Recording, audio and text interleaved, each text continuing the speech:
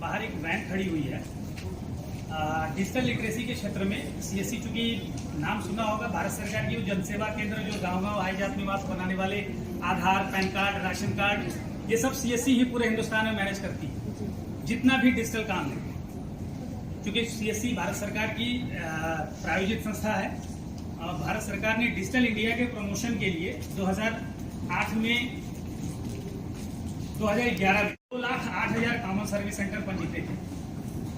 इसमें लोग अपना रोजगार इसके साथ भरण पोषण कर रहे हैं, अपने समाज के लोगों की मदद कर रहे हैं। अभी आपने देखा होगा आयुष्मान कार्ड बन रहा है, ई श्रम कार्ड बन रहा है, ये सारे सीएससी के माध्यम से होता है। फसल बीमा, किसान सम्मान निधि, सब सीएससी से होता है। तो एलएलएफ का उद्देश्य है कि सीएससी चूंकि गांव-गांव में बैठी है, एक क्यों न इनको डिजिटल वैन दिया जाए, जो वैन जा करके गांव-गांव में महिलाओं को उनके सशक्तिकरण में सहयोग दे सके।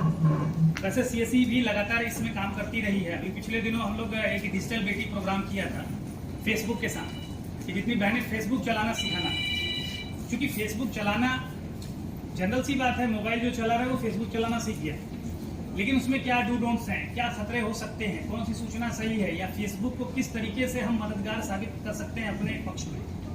तो इन सब चीजों को लेके, उसके अलावा लिटरेसी प्रोग्राम में अगर बात करें तो करीब 50 लाख से ज्यादा महिलाओं को हम लोगों ने डिजिटल लिटरेट किया है प्रधानमंत्री डिजिटल ग्रामीण साक्षरता अभियान के तहत। उसी तरह से अभी एक रिसेंटली प्रोग्राम चल रहा है हमारा, जिसमें हम शिक्षा देने जा रहे हैं डिजिटल लिटरेसी का यूनिसेफ के साथ मिलकर।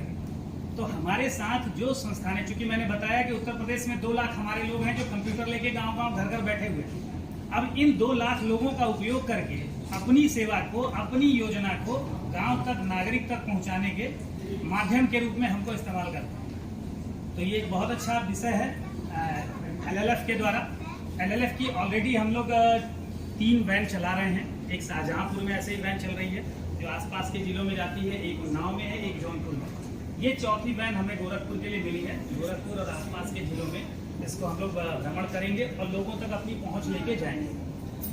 तो हम धन्यवाद करेंगे एलएलएफ का कि इतना पुनीत काम, चूंकि अभी आज हमारी बात भी हो रही थी आपके नेशनल हेड के साथ कि, और आपने बताया भी कि महिलाएं एक अच्छी मैनेजर होती हैं।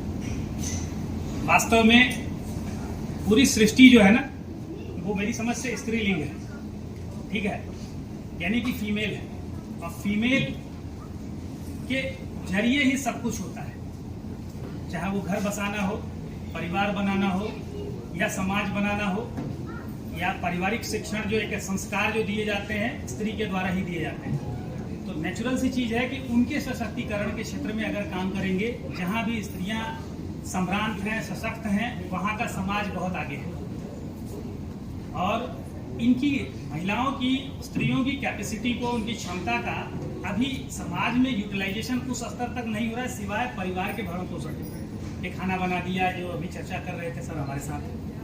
तो जरूरी है कि उनको आगे लेके जाना, उनकी क्षमता को और ज्यादा समाज के हक में लेके आना।